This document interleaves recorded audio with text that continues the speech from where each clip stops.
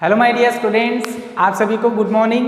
मैं हूं इरफान मोहम्मद और आज हम स्टार्ट कर रहे हैं बीकॉम पार्ट फर्स्ट का सब्जेक्ट हमारे बिजनेस स्टैटिस्टिक्स, उसका पार्ट 22। इससे पहले हमने पार्ट 21 तक 2 लेसन हमने कंप्लीट कर लिए हैं। एक है आपके वर्गीकरण क्लासिफिकेशन और सेकेंड लेसन था आपके सांख्यिकीय माध्य, जिसको हम केंद्रीय प्रवृत्ति के माप के नाम से भी जानते हैं, मेजर ऑफ सेंट्रल टेंडेंसी या स्टैटिस्टिकल एवरेज।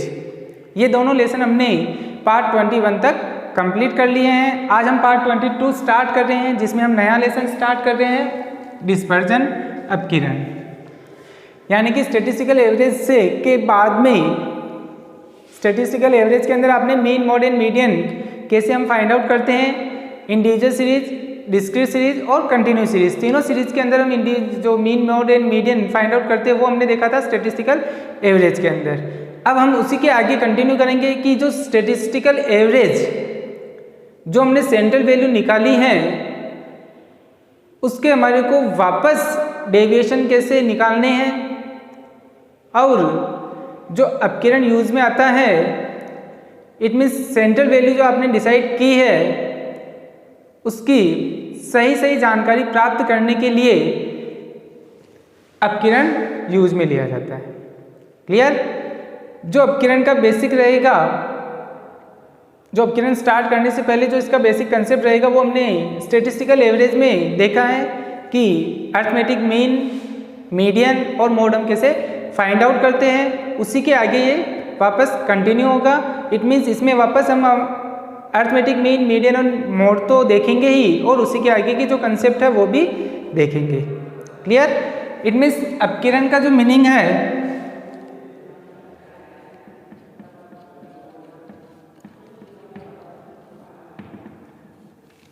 जिसको हम कह सकते हैं कि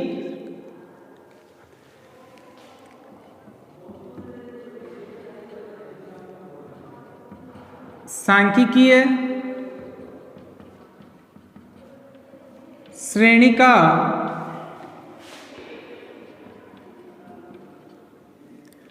माध्य ज्ञात करने के बाद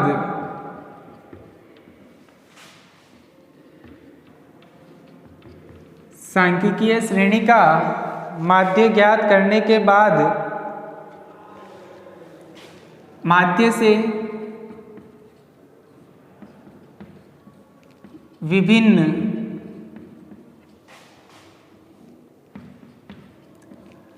पद मूल्यों के विचलनों के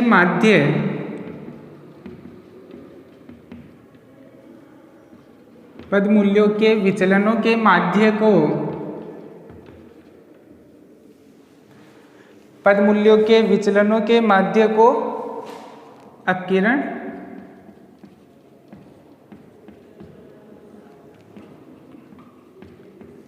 कहा जाता है।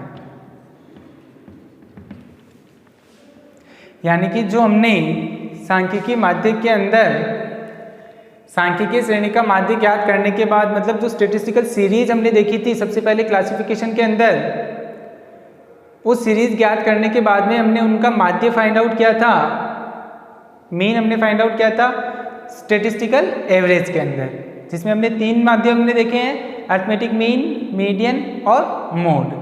माध्य ज्ञात करने के बाद माध्य से विभिन्न पद मूल्यों के विचलनों के माध्य, मतलब उस स्टैटिस्टिकल एवरेज के अंदर जो हमने mean, mode and median find out किया है उससे भी वापस हमारे को क्या करना है, माध्य विचलन, मूल्यों के विचलनों से हमारे को वापस क्या निकालना है, माध्य निकालना है। क्लियर? तो वो कहलाएगा आपका क्या, अपकिरण। कैसे? जैसे एक एग्जाम्पल अगर हम दें,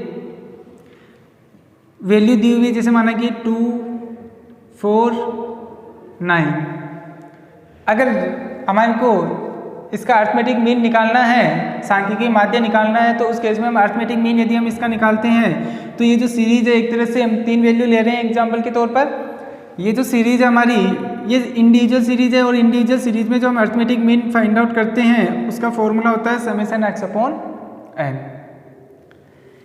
तो समेशन एक्स का मतलब होता है जो वैल्यू दी हुई है उन वैल्यू की टोटल करनी है हमारे को। It means 2 + 4 is equal to 6, 6 + 9 is equal to 15 divided by number of item 3। 15 divided by 3 it means 5। तो ये हमने देखा था स्टैटिस्टिकल एवरेज के अंदर। तो यानी कि जो डेविएशन आ रहा है 2, 5, 2, 4 और 9, उसका जो हमने अरिथमेटिक मीन निकाला है तो सेंट्रल वैल्यू, ये वैल्यू कौन सी वैल्यू कहलाएगी? Central value.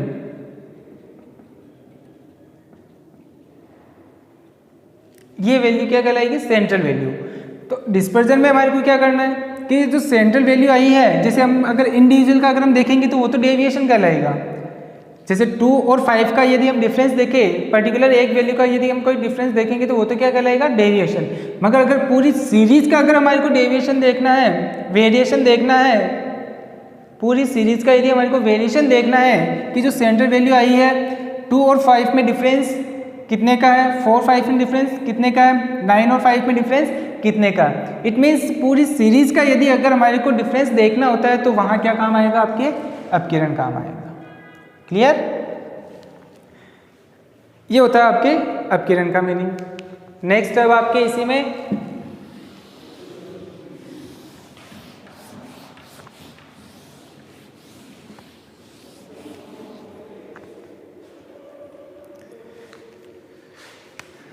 Major of dispersion.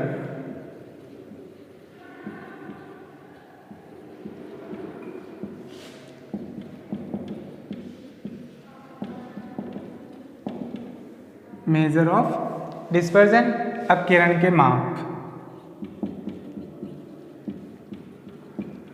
इसको क्या बोलते हैं हम? अपकिरण के माप, मेजर ऑफ डिस्पर्जन। अब मेजर ऑफ डिस्पर्जन को भी अगर हम देखें तो हम इसको 3 पार्ट में डिवाइड करके हम इसको स्टडी करेंगे। 3 पार्ट में यदि हम इसको बांटते हैं तो फर्स्ट में आता है आपके मेथड्स ऑफ लिमिट्स, जिसको हम कहते हैं सीमा रीतियां। जैसे अगर हम इसको डिवाइड करते हैं, मेजर ऑफ डिस्पर्जन,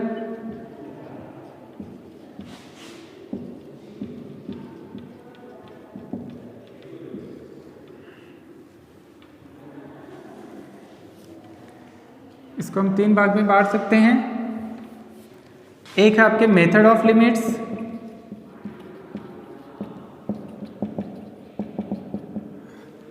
जिसको हम कहते हैं सीमा रीतियां।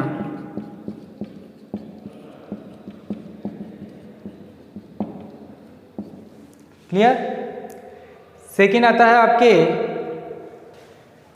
मेथड ऑफ एवरेजिंग डेविएशन,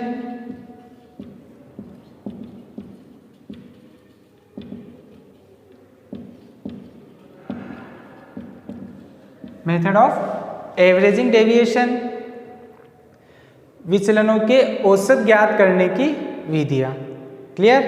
और लास्ट आता है आपके ग्राफिकल मेथड,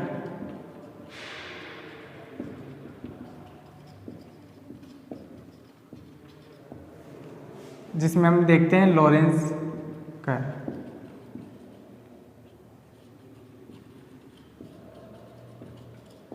इसमें हम क्या देखते हैं? Lawrence curve. ग्राफिकल मेथड वैसे नहीं पूछा जाता है आपसे। हम मेथड्स ऑफ लिमिट्स और method of averaging deviation, clear, ये दोनों मेथड हम इस लेसन के अंदर देखेंगे। मेथड ऑफ लिमिट्स में यदि हम देखेंगे तो इसमें हम देखेंगे एक रेंज, जिसको हम कहते हैं विस्तार।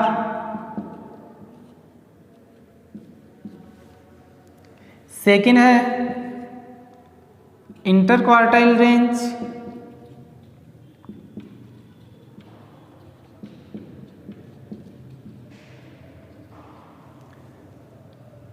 अंतर चतुर्थक विस्तार, और लास्ट नंबर 3 आता है इसमें परसेंटाइल रेंज, शतमक विस्तार। क्लियर? मेथड ऑफ लिमिट्स के अंदर हम ये तीनों टॉपिक इसके अंदर देखेंगे। सेकेंड आता है आपके मेथड ऑफ एवरेजिंग डेविएशन। इसमें हम फर्स्ट देखेंगे क्वार्टाइल डेविएशन,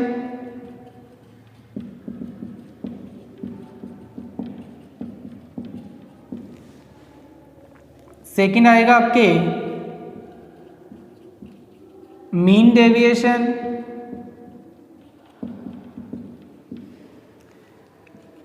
थर्ड आएगा इसमें स्टैंडर्ड डेविएशन,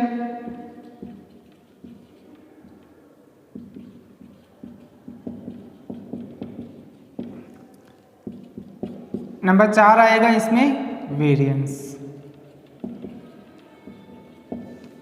ये 4 टॉपिक हम किस में देखेंगे? मेथड्स ऑफ डेविएशन के अंदर। मेथड ऑफ एवरेजिंग डेविएशन के अंदर हम क्या देखेंगे? 4 मेथड देखेंगे। एक है quartile deviation, mean deviation, standard deviation और वेरिएंस।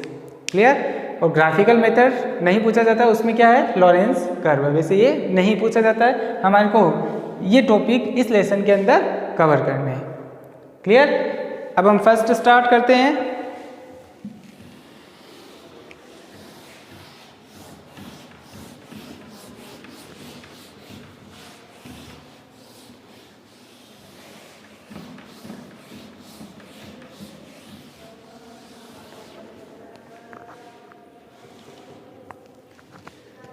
फर्स्ट है हमारे सीमा रीतियां।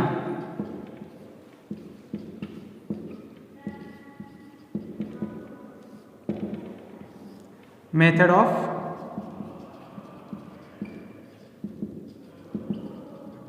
लिमिट्स। क्लियर?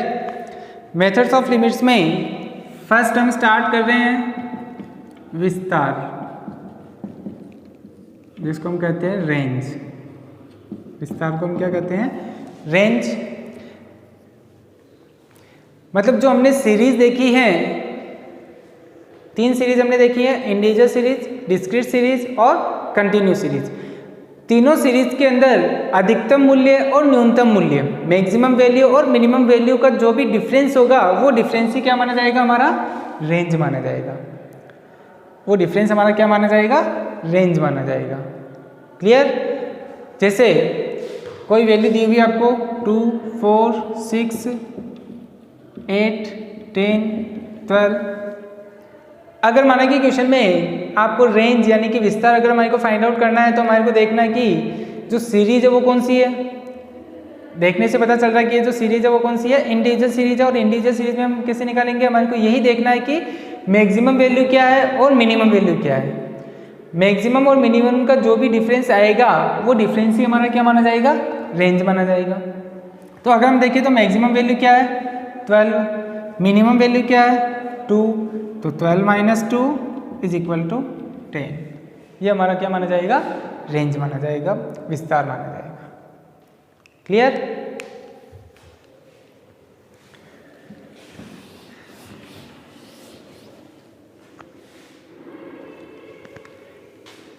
किसी भी श्रेणी का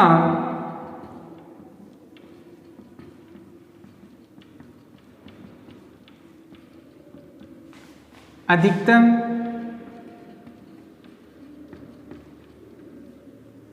तथा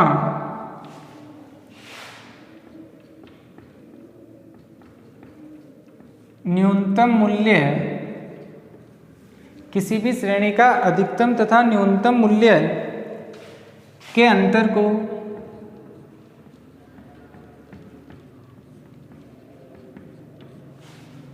विस्तार कहा जाता है।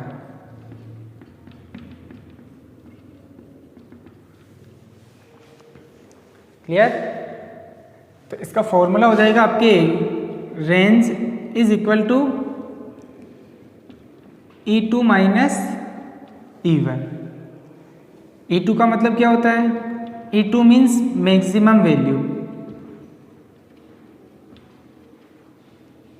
अधिकतम मूल्य। E1 मीन्स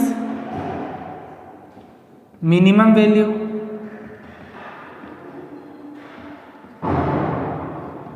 न्यूनतम मूल्य। E2 मीन्स मैक्सिमम वैल्यू, अधिकतम मूल्य। E1 मीन्स मिनिमम वैल्यू, न्यूनतम मूल्य। दोनों का जो भी डिफरेंस आएगा वो क्या कहलाएगा? हमारा रेंज कहलाएगा। क्लियर? इसी में आता है आपके विस्तार गुणांक।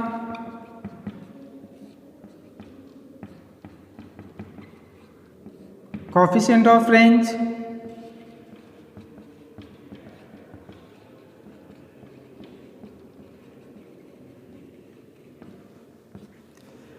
कोफिशिएंट ऑफ रेंज, अगर हमारे को किसी दो सीरीज का कंपैरिजन करना है तो उस केस में जो सापेक्ष माप होता है आपका रिलेटिव मेजर, दो माप होते हैं अपकिरण के अंदर, एक एब्सोल्यूट मेजर और एक रिलेटिव मेजर। क्लियर? तो ये जो हमने देखा है विस्तार मेथड्स ऑफ लिमिट्स, जिसमें हमने रेंज, इंटरक्वार्टाइल रेंज और percentile range. Method of averaging deviation में हमने देखा है quartile deviation, mean deviation, standard deviation और वेरिएंस। ये तो आपके कहलाएंगे एब्सोल्यूट मेजर और सापेक्ष निरपेक्ष माप। और रिलेटिव मेजर का मतलब होता है सापेक्ष माप। यदि हमारे को किसी दो सीरीज का यदि कंपैरिजन करना है तो हमेशा ये ध्यान रखना कि जब भी हमारे को कंपैरिजन करना है तो उस केस में सापेक्ष माप रिलेटिव मेजर का प्रयोग हमारे को करना होगा। क्लियर? तो विस्तार गुणांक हम क्या करते हैं, दो सीरीज का कंपैरिजन करने के लिए अगर हम करते हैं तो उस केस में हमारे को उसका कोफिशिएंट फाइंड आउट करना होगा। इट मीन्स उसका सापेक्ष माप हमारे को फाइंड आउट करना होगा। ठीक है? तो विस्तार गुणांक का मतलब क्या हुआ कि दो श्रेणियों की तुलना करने के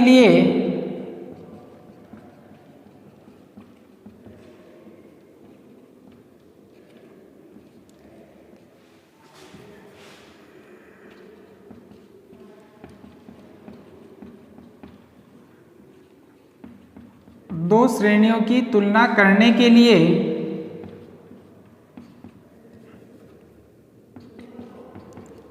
ज्ञात किया जाने वाला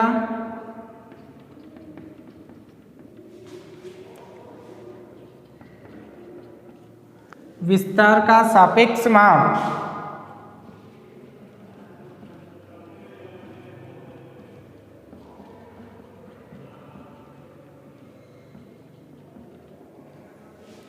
विस्तार गुणांक कहलाता है।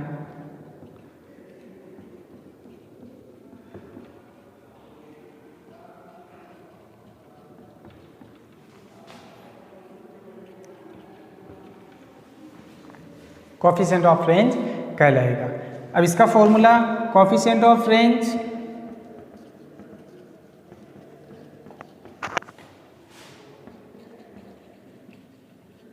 Is equal to E2 minus E1 upon E2 plus E1। It means maximum value minus minimum value divide में वापस maximum value plus minimum value. ये जो वैल्यू आएगी ये कहलाएगा आपका coefficient of range. Coefficient of range तभी हमारे को फाइंड आउट करना है जब हमारे को किन्हीं दो सीरीज में अगर हमारे को कंपैरिजन करने के लिए कहा जाता है या क्वेश्चन में कहा जाता है कि आपको coefficient of range find out करना है।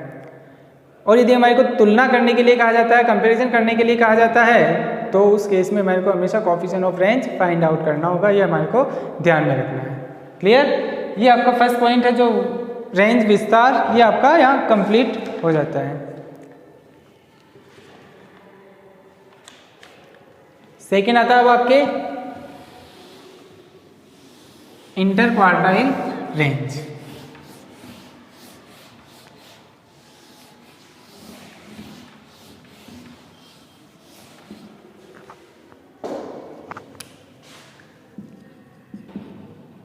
अंतर चतुर्थक विस्तार।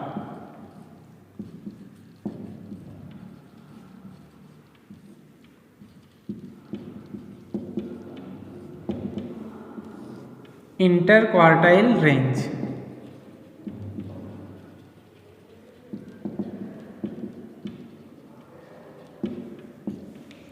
शॉर्ट में इसको IQR भी कहते हैं।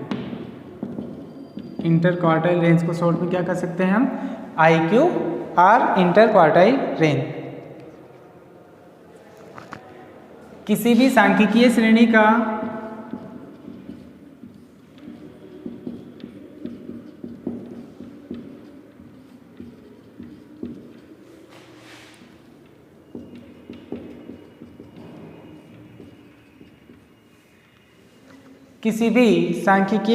का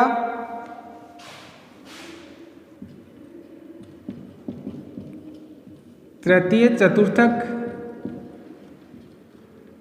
जिसको हम कहते हैं Q3, एवं प्रथम चतुर्थक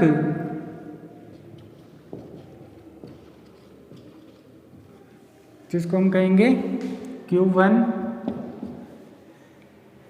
का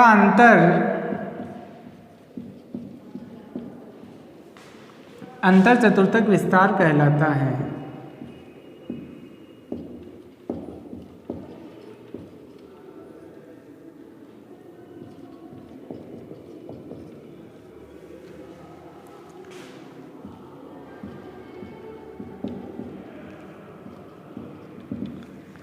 क्लियर?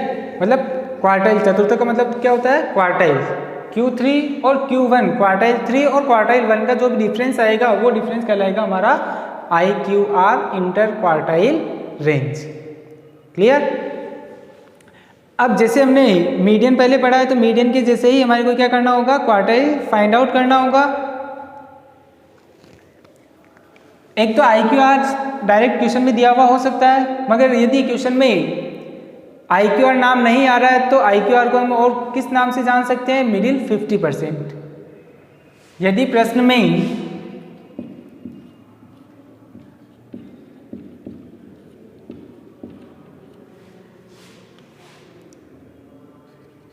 मध्य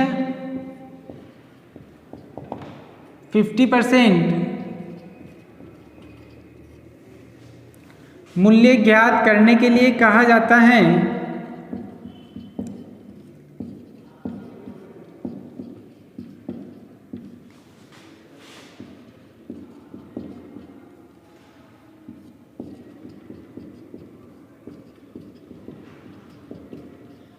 तो भी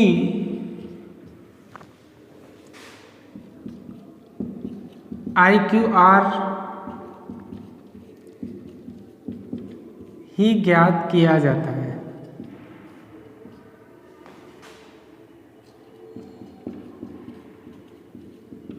अर्थात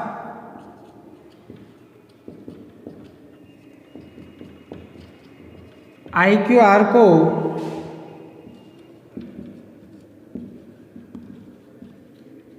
मध्य 50% इट मीन्स मिडल 50% भी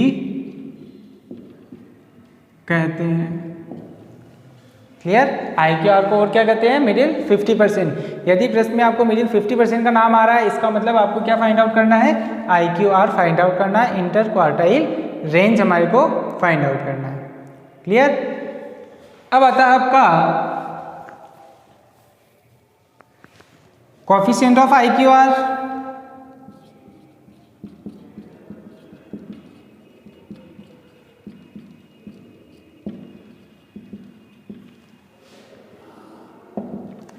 हमने अभी देखा है कि जब भी हमारे को यदि कोएफिशिएंट निकालना है किसी का भी, चाहे वो कोएफिशिएंट ऑफ रेंज हो, कोएफिशिएंट ऑफ IQR हो, inter quartile range, coefficient of percentile range, आगे और हमने एवरेज डेविएशन मेथड के अंदर भी देखा है क्वार्टाइल डेविएशन, तो coefficient of quartile deviation, coefficient of mean deviation. It means जब भी हमारे को दो सीरीज की अगर हमारे को कंपैरिजन करना होता है, दो श्रेणी की यदि तुलना करनी होती है तो उस केस में हमेशा क्या प्रयोग में आएगा? कोएफिशिएंट ऑफ जो भी है आपके inter quartile range quartile deviation. It means हमेशा सापेक्ष माप। अब किरण का कौन सा माप यूज में आएगा? सापेक्ष। इट मीन्स रिलेटिव मेजर का प्रयोग किया जाएगा। क्लियर? हमेशा यदि अगर हमारे को दो सीरीज की तुलना करनी है तो उस केस में हमेशा हमारे को क्या करना होगा? सापेक्ष माप का प्रयोग करना होगा, रिलेटिव मेजर का प्रयोग करना होगा, जिसके लिए हम क्या कहते हैं? उसमें कोएफिशिएंट निकालना होता है। जो भी हमने फर्स्ट में उसका एब्सोल्यूट मेजर जो निकाला था उसका कोएफिशिएंट हमारे को निकालना होगा। IQR है तो IQR का कोएफिशिएंट, रेंज है तो रेंज का कोएफिशिएंट हमारे को निकालना होगा।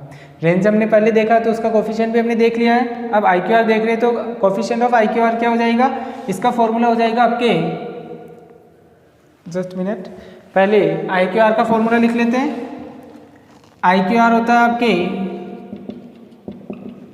Is equal to Q3 minus Q1। Clear? Quartile 3 में से क्वार्टाइल 1 हम क्या कर देंगे? माइनस कर देंगे तो हमारे पास में क्या आ जाएगा? इंटर क्वार्टाइल रेंज आ जाएगा। और कोएफिशिएंट निकालना है यदि इसी का, coefficient of IQR is equal to Q3 minus Q1 divided by Q3 plus Q1। जो फॉर्मूला है वो वापस डिवाइड में क्या हो जाएगा, प्लस में हो जाएगा। ये हमारे को खास इसमें ध्यान रखना है। क्लियर? ये हो गया आपके अंतर चतुर्थक विस्तार। अब Q3 और Q1 हम कैसे फाइंड आउट करते हैं? जैसे हमने स्टैटिस्टिकल एवरेज के अंदर जैसे मीडियन हमने फाइंड आउट किया था, तो मीडियन के जैसे ही Q3 और Q1 यानी कि क्वार्टाइल 3 और क्वार्टाइल 1 की कैलकुलेशन होगी। बेस जो है इसके लिए मीडियन है। जिसे अगर हमारे को Q3 फाइंड आउट करना है,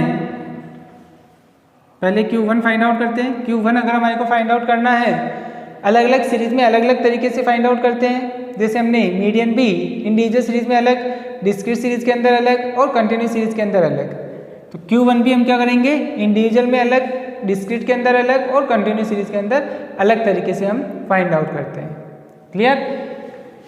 Q1 जो हम फाइंड आउट करेंगे, सबसे पहले आता है आपके इंडिविजुअल सीरीज,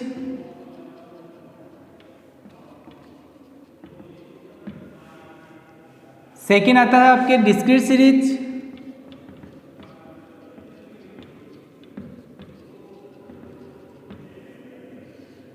थर्ड आता है आपके कंटिन्यूस सीरीज।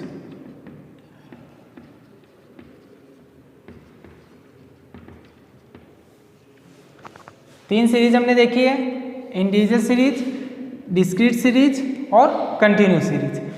इंडिविजुअल सीरीज में यदि हमारे को क्वार्टाइल 1 की कैलकुलेशन करनी है तो हम कैसे करेंगे? तो उस केस में हमारे को सबसे पहले स्मॉल Q1 फाइंड आउट करना होगा। फर्स्ट तो क्या करना है, हमारे को स्मॉल Q1 फाइंड आउट करना है। स्मॉल Q1 कैसे फाइंड आउट करेंगे? n डिवाइडेड बाई 4 से। क्लियर? डिस्क्रीट सीरीज में भी सेम, सबसे पहले स्मॉल Q1 फाइंड आउट करना है n डिवाइडेड बाई 4 से। Clear? Just minute, n+1 divided by 4। Individual और डिस्क्रीट सीरीज में n+1 आएगा, कंटिन्यूस सीरीज में n आएगा। क्लियर? कंटिन्यूस सीरीज में अगर हम देखें, क्वार्टाइल 1 जो हम फाइंड आउट करेंगे n/4 से करेंगे। जैसे हम मीडियन फाइंड आउट करते हैं, इंडिविजुअल सीरीज में n+1 डिवाइडेड बाई 2 आता है। क्वार्टाइल को हम किस नाम से जानते हैं? चतुर्थक, इट मीन्स डिवाइड में 4 आएगा, 4। क्लियर? मीडियन हम इंडिविजुअल सीरीज में यदि हम निकालते हैं तो n+1 डिवाइडेड बाई 2 करते हैं। डिस्क्रीट सीरीज में यदि हम फाइंड आउट करते हैं तो उसमें भी n+1 डिवाइडेड बाई 2 करते हैं। तो अब क्वार्टाइल निकालेंगे तो हम क्या करेंगे, n+1 डिवाइडेड बाई 4 आ जाएगा। डिवाइड में क्या आ जाएगा, 4 आ जाएगा। कंटिन्यूस सीरीज में यदि हम मीडियन फाइंड आउट करते हैं तो उसमें n/2 आता है। अब इसमें क्या आ जाएगा, n/4 आ जाएगा। क्लियर? उसमें +1 नहीं आएगा।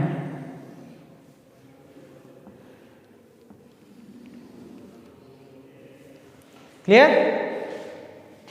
ये था आपके क्वार्टाइल 1। अब जो स्मॉल हम क्या करते हैं, मीडियन में स्मॉल जो m फाइंड आउट करते हैं, उस m का मान हम किस में देखते हैं? सीरियल नंबर में देखते हैं। जिस सीरियल नंबर में यह पहली बार आता है, उसके सामने जो x का मान होता है, वही x का मान आपका क्या माना जाता है? मीडियन माना जाता है। क्वार्टाइल 1 भी ऐसे ही फाइंड आउट करना है। सबसे पहले स्मॉल Q1 फाइंड आउट करना है। स्मॉल Q1 आने के बाद में जो भी उसकी सीक्वेंस होगी, उस सीक्वेंस में हमारे को देखना है कि यह कौन से नंबर पर आ रहा है। उस नंबर के ऊपर जो x का मान होगा, वही आपका क्या माना जाएगा? क्वार्टाइल 1 माना जाएगा। क्लियर? अब मान फाइंड आउट करने के लिए जैसे हमने मीडियन का प्रोसेस अपनाया था, वही प्रोसेस हमारे को क्वार्टाइल में भी अपनाना होगा। सबसे पहले एक तो हमारे को ये देखना है कि यदि सीरीज सही तरीके से नहीं जमी हुई है तो हमारे को उसको सही तरीके से पहले जमाना होगा। और जमाते किसमें हम, या तो आरोही क्रम में या अवरोही क्रम में, इट मीन्स असेंडिंग ऑर्डर या डिसेंडिंग ऑर्डर के अंदर। क्लियर? तो सीरीज को पहले हमारे को असेंडिंग ऑर्डर या डिसेंडिंग ऑर्डर में जमाना होगा और उसके बाद में स्मॉल Q1 फाइंड आउट करना होगा। स्मॉल Q1 फाइंड आउट करने के बाद में जो वैल्यू आएगी, उस वैल्यू को हमारे को उस सीरीज में देखना है जिस नंबर के ऊपर वो मान आता है आपका। जैसे हमने मीडियन में जिसके ऊपर वो मान आता है, तो उसके जो x का मान होता है वही मीडियन माना जाता है। उसी प्रकार इसमें भी जो मान आएगा x का उस सीक्वेंस के अंदर, वही आपका क्या माना जाएगा? क्वार्टाइल 1 माना जाएगा। क्लियर? जैसे इंडिविजुअल सीरीज में से माना कि वैल्यू दी हुई है 2, 4, 6, 8 और 10, ये माना कि आपको वैल्यू दी हुई है।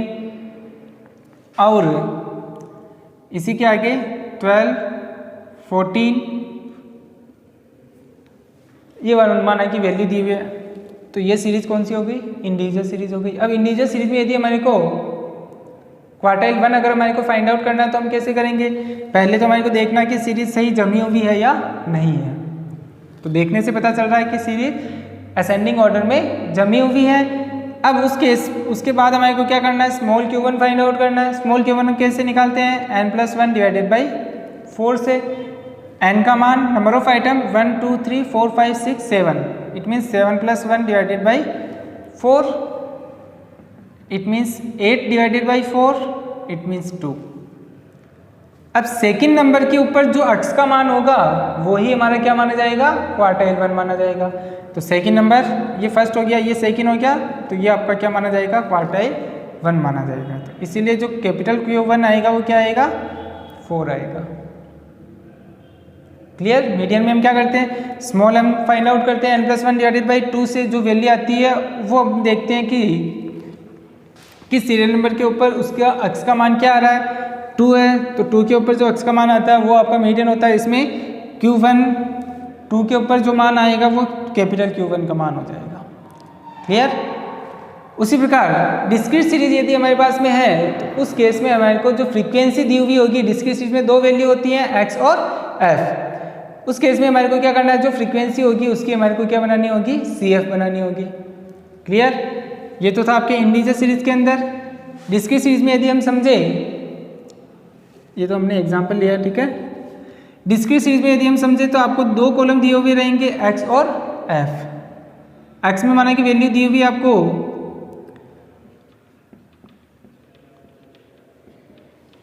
2 4 6 8 10 और फ्रीक्वेंसी उसकी दी हुई है 1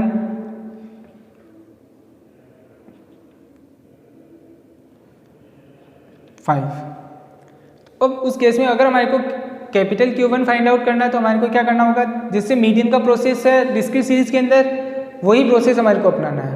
पहले देखना सीरीज असेंडिंग ऑर्डर में है या नहीं है, असेंडिंग या डिसेंडिंग दोनों में से एक।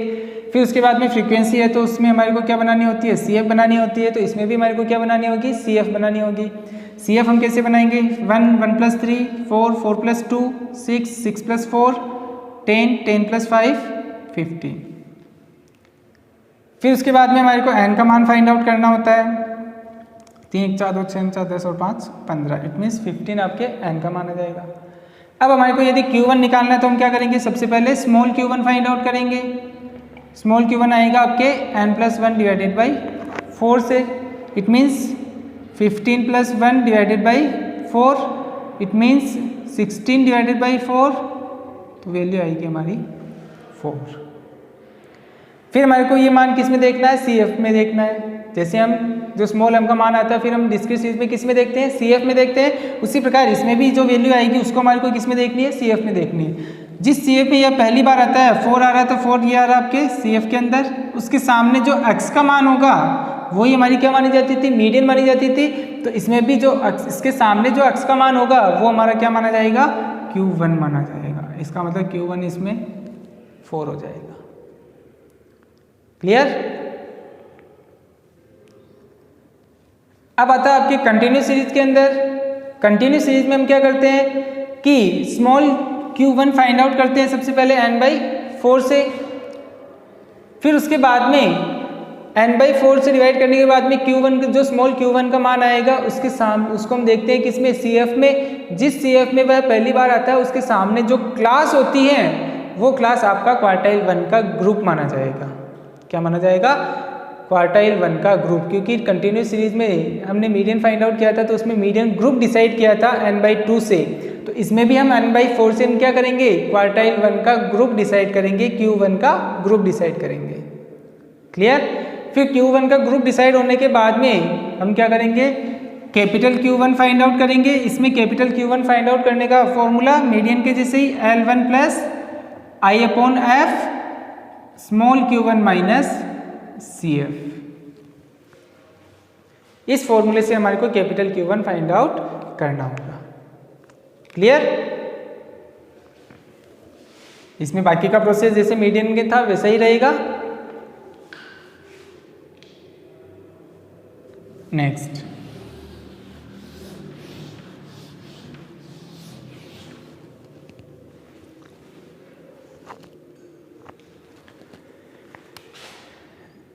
ये तो तीनों सीरीज के अंदर हम क्या करते हैं, क्वार्टाइल 1 फाइंड आउट करते हैं।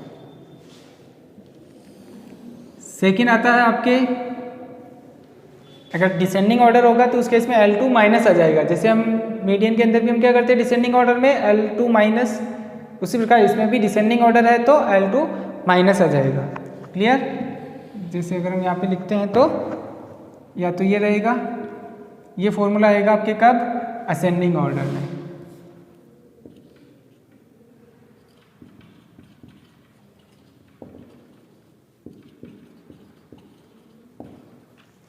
डिसेंडिंग ऑर्डर है तो उस केस में Q1 हम फाइंड आउट करेंगे L2 minus I upon F small m minus C F, descending order.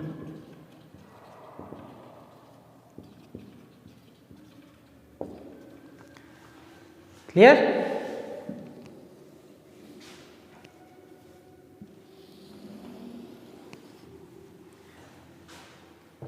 अब हमारे को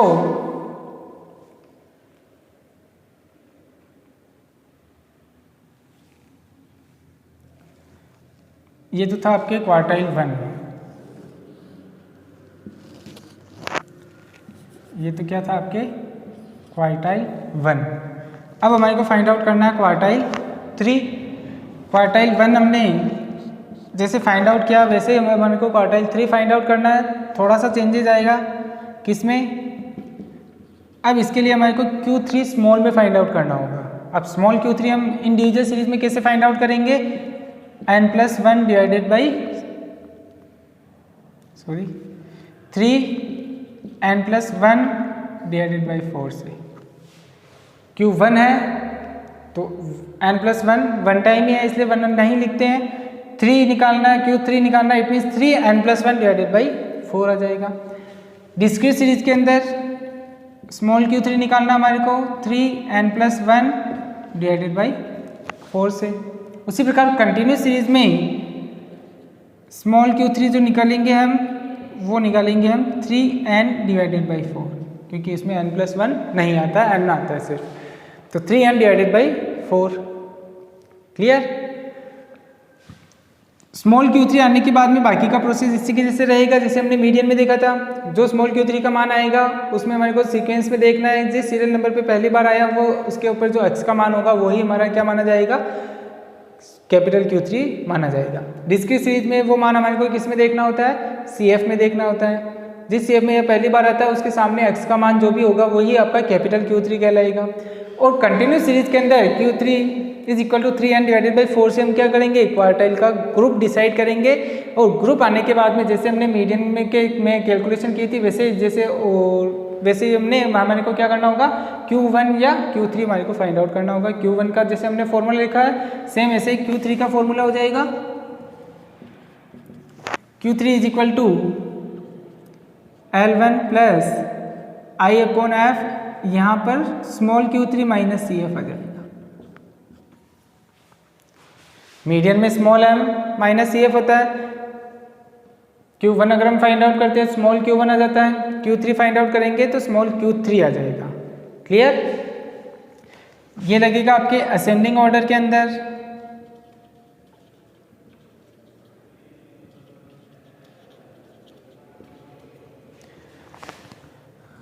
और डिसेंडिंग ऑर्डर दिया हुआ है तो उस केस में L2 माइनस आ जाएगा I upon F small Q3 minus CF। ये कब, डिसेंडिंग ऑर्डर में।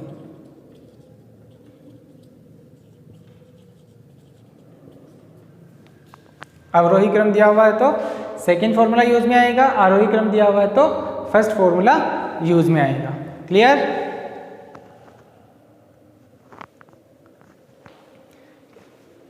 ये था आपके इंटर क्वार्टाइल रेंज, हम किस प्रकार से Q3 और Q1 का मान फाइंड आउट करते हैं। ये आपके अंतर चतुर्थक विस्तार यहाँ पर कंप्लीट हो जाता है। उसमें Q3 और Q1 की कैसे कैसे हम कैलकुलेशन करते हैं वो भी यहाँ पर आपका कंप्लीट हो जाता है। नेक्स्ट है अब आपके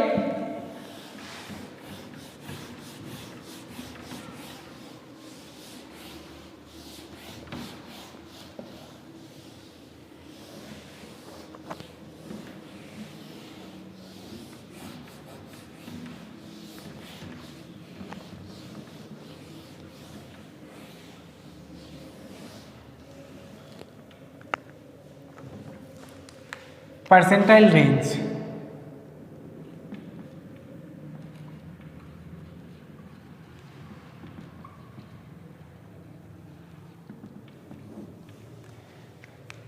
ये जो लास्ट टॉपिक बच रहा है आपका परसेंटाइल रेंज, ये हम देखेंगे इसके बाद वाले लेक्चर के अंदर। क्लियर?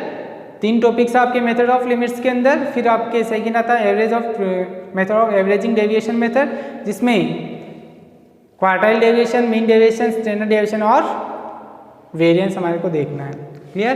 तो मेथड ऑफ लिमिट्स में हमने 2 टॉपिक देख लिए, रेंज और inter quartile range. Range E2 minus E1, अगर कोएफिशिएंट निकालना है तो डिवाइड में वापस E2 और E1 को हम क्या कर देंगे, प्लस कर देंगे।